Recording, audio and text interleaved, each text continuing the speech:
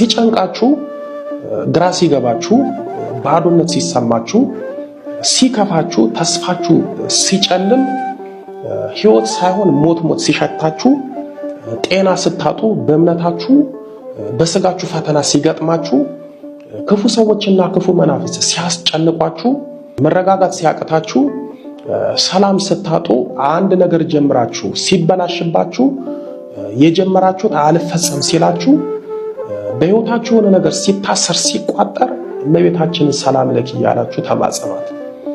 ያኔ እመቤታችን ታስተካክልላችኋለች። ያኔ እመቤታችን ታረጋጋችኋለች።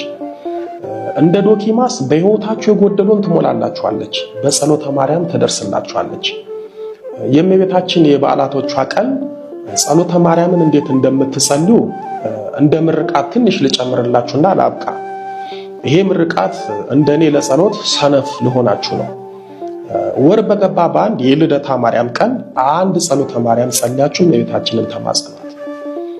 ወር በገባ በ3 የባታ ማርያም ቀን ጸሎተ ማርያምን 3 ጊዜ ጸልያችሁ እመቤታችንን ተማጸኗት። ወር በገባ በ16 የኪዳነ ምሕረት ቀን ጸሎተ ማርያምን 16 ጊዜ ጸልያችሁ እመቤታችንን ተማጸኗት። ወር በገባ በ21 የእመቤታችን ቀን ጸሎተ ማርያምን በቀኗ ልክ 21 ጊዜ ጸልያችሁ እመቤታችንን ተማጸኗት። የበረታችሁ በዚህ ቀን በእድሜዋ ልክ 64 ጊዜ መጸለይ ትችላላችሁ።